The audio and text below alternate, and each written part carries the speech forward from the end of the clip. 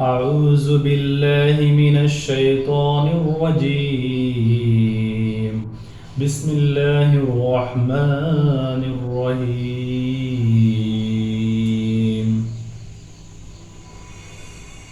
واتقوا يوما لا تجزي نفس عن نفس شيئا ولا يقبل منها شفاعة ولا يؤخذ منها عدل ولا هم ينصرون। আর তোমরা সেদিনকে ভয় করো যেদিন কেউ কারো কোনো উপকারে আসবে না, আর কারো পক্ষ থেকে কোনো সুপারিশ গ্রহণ করা হবে না এবং কোনো বিনিময় গ্রহণ করা হবে না, আর তারা সাহায্যপ্রাপ্ত হবে না। সূরা আল বাকারা আয়াত 48। ওয়াত্তাকু ইয়াওমান লা তাজজি নাফসুন আন নাফসিন শাইয়্যান, আর তোমরা সেদিনকে ভয় করো যেদিন কেউ কারো কোনো উপকারে আসবে না। তাহলে বনী ইসরাইলদেরকে উদ্দেশ্য করে আল্লাহ তাআলা এখানে বলেছেন যে 47 নম্বর আয়াতে বলেছেন তাদেরকে যে নিয়ামত দিয়েছে আল্লাহ তাআলা সেই নিয়ামতগুলো স্মরণ করার জন্য, এবং এরপরে আসে বলতেছে যে সেই দিনকে ভয় করো যেদিন তোমরা কোনো সাহায্যকারী পাবে না, এমন কেউ একজন পাবে না যে অন্য কাউকে সাহায্য করতে পারবে। তাহলে আমরা হয়তো দুনিয়াতে কোনো বিপদ আপদে পড়লে, ন্যায়ভাবে হোক অন্যায়ভাবে হোক, আমরা কারো না কারো সাহায্য প্রত্যাশা করি। তারা আমাদের আত্মীয় স্বজন হতে পারে, পাড়া প্রতিবেশী হতে পারে, তারা সবাই আমাদের জন্য এগিয়ে আসে আমরা যখন বিপদে পড়ি। অনেক সময় কোনো অন্যায়কে গোপন করার জন্য অনেক সাহায্যকারী চলে আসে, তখন মিথ্যা বলে ছলনা করে, তখন তাকে বাঁচানোর চেষ্টা করে। কিন্তু এমন একদিন আসবে যেদিনকে ভয় করো, আল্লাহর সামনে যখন দাঁড়াবে, এমন কাউকে পাবে না যে কেউ একজন আছে যে অন্যজনের উপকার করবে। যে আমাদের ভাই বলেন, বাবা বলেন, মা বলেন, আত্মীয় স্বজন বলেন, কেউ কোনো কারো উপকারে আসবে না। সেদিন একমাত্র ক্ষমতার উৎস থাকবে আল্লাহর হাতে।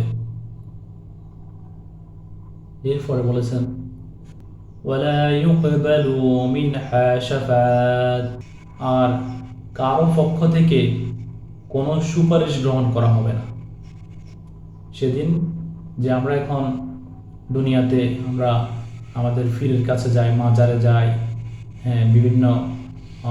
বিভিন্ন জায়গায় যে সুপারিশ করার জন্য, আমরা যখন কোনো কেস মামলা অথবা দুনিয়াতে কোনো সমস্যায় পড়লে আমাদের জন্য সুপারিশকারী নিয়োগ করি অথবা সুপারিশকারী হয়ে যায়, কারো না কারো সাহায্যের মাধ্যমে, কারো কোনো সহযোগিতার মাধ্যমে আমরা সুপারিশকারী পেয়ে যাই।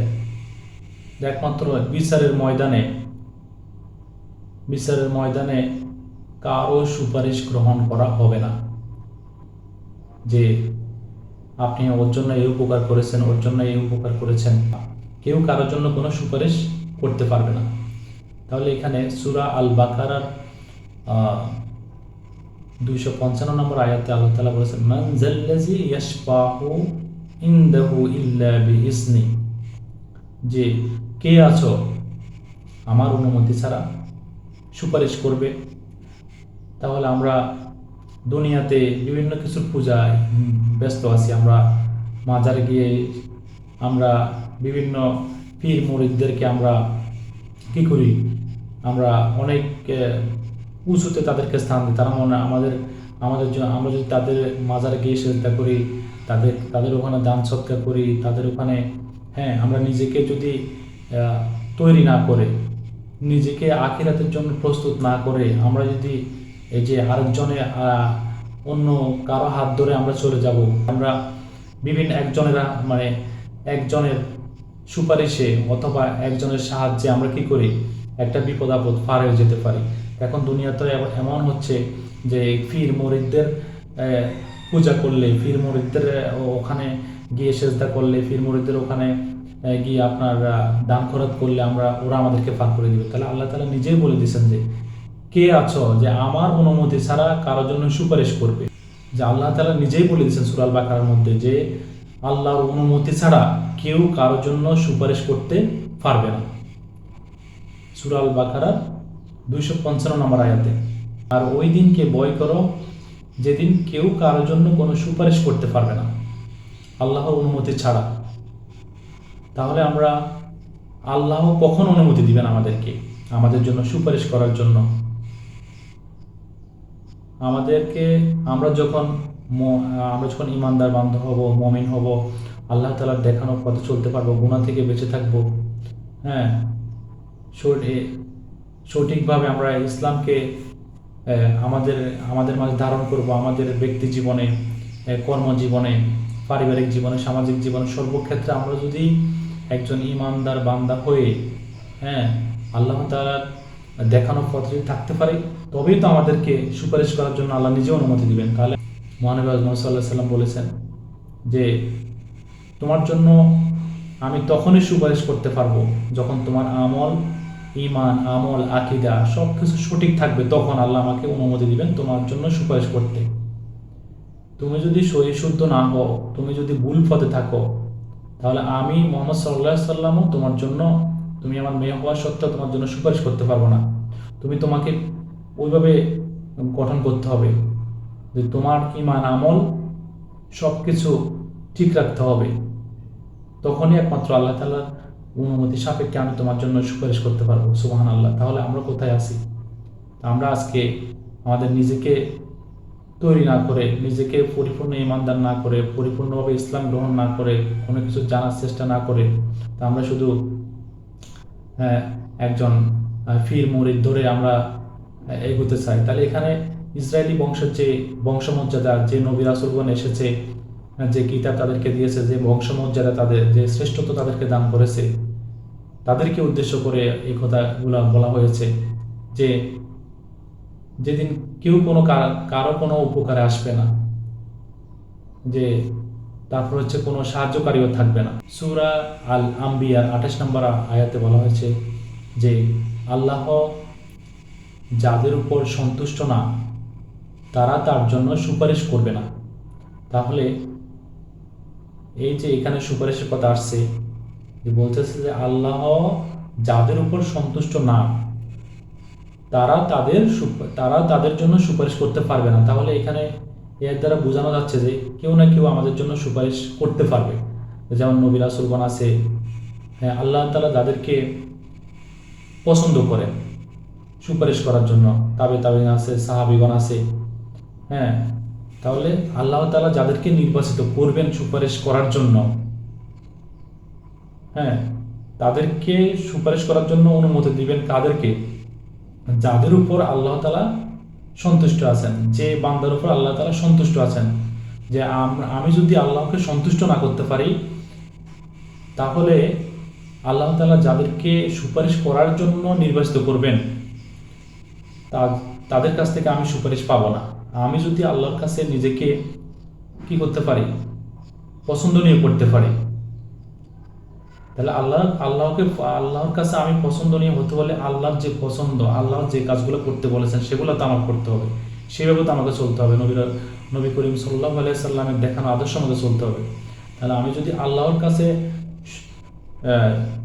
একজন প্রিয় বান্দা হই, তাহলে আল্লাহ আমাদেরকে যাদেরকে সুপারিশ করতে বলেছেন তাদের সুপারিশ আমরা পাবো, তখন আমরা নাজাত পাবো।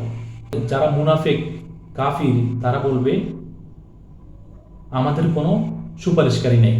সূরা আশ-শুআরার 100 নম্বর আয়াতে আল্লাহ তাআলা বলেছেন যে তারা যখন হাসরের ময়দানে বিচারের মুখোমুখি হবে, তখন তারা নিজেরাই বলবে আমাদের কোনো সুপারিশকারী নেই। তারা তখন বুঝতে পারবে যে তারা আল্লাহর প্রিয় বান্দা হতে পারে নাই।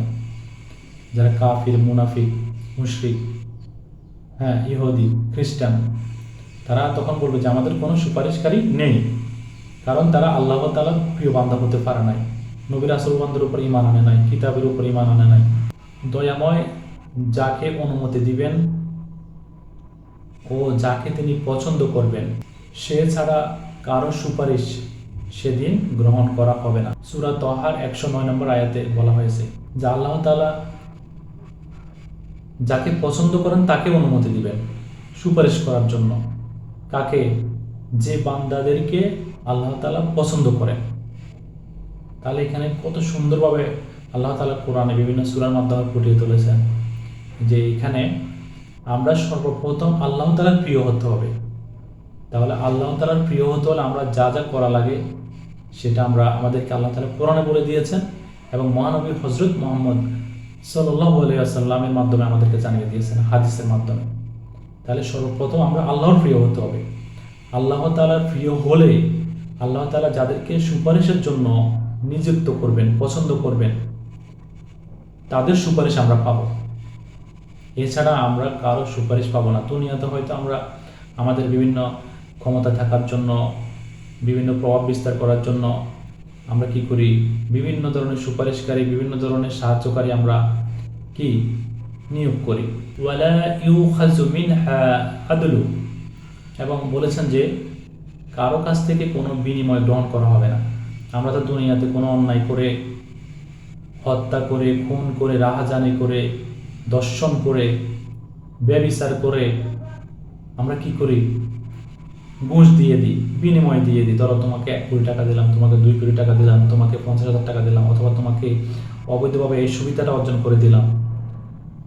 যেটা আমরা আমাদের বাস্তব জীবনে আমরা দেখেছি যে আমাদের বিগত যারা আমাদের শাসনকর্তা হিসাবে আমাদের দেশে ছিলেন, কি পরিমাণ অন্যায় অত্যাচার বেড়ে গিয়েছিল শুধুমাত্র এই অন্যায় বিনিময়ের কারণে।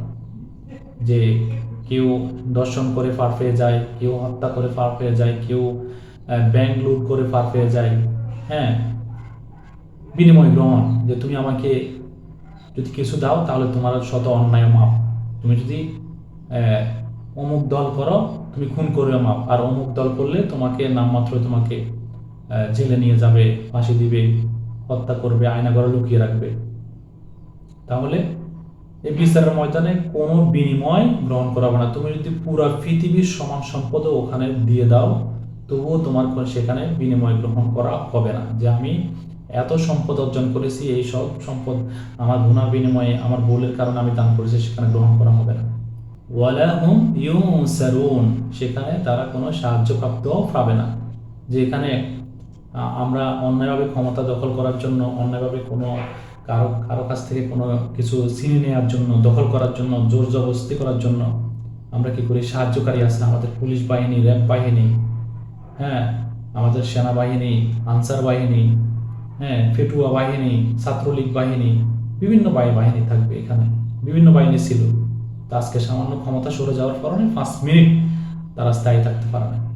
ঠিক ওখানে তো কোনো এরকম সাহায্যকারী পাওয়া যাবে না। আমরা দুনিয়াতে অন্যায় অবিচার করার জন্য আমরা বিভিন্ন ধরনের কি করি, বিভিন্ন রকম চক্রান্ত করি, সাহায্যকারী রেডি করি যে আমাদেরকে এরা আমরা রাস্তায় নামতে যেন না পারে। পুলিশ বাহিনী আছে, হ্যাঁ, ফেটুয়া বাহিনী আছে, বিভিন্ন ধরনের সন্ত্রাসী বাহিনী আছে, ওদের দ্বারা আমরা কি করি, সাহায্য পাই, আমরা টিকে থাকি অন্যায় করে। কিন্তু হাসরের ময়দানে এটা কখনো কোনো সাহায্যকারী আসবে না। তাহলে আমরা এর থেকে একটা শিক্ষা নিই যে আমরা যদি আল্লাহ তাআলার প্রিয় বান্দা হতে পারি, তাহলে আল্লাহর সাহায্য, আল্লাহর সহযোগিতা, আল্লাহর বিনিময়ে সব কিছু আমরা পাবো। হ্যাঁ, আমরা আল্লাহ যাদেরকে সুপারিশের জন্য নিযুক্ত করবেন তাদেরও আমরা তাদের সুপারিশ আমাদের জন্য কি হবে, গ্রহণযোগ্য করা হবে। তাহলে আমরা এর থেকে শিক্ষা নিয়ে আমরা সামনের দিকে যেন আগাই, আমরা আল্লাহর প্রিয় বান্দা হওয়ার জন্য যা যা করা লাগে ইনশাআল্লাহ আমরা যেন তাই করি। আমিন। আসসালামু আলাইকুম ওয়া রাহমাতুল্লাহি ওয়া বারাকাতুহু।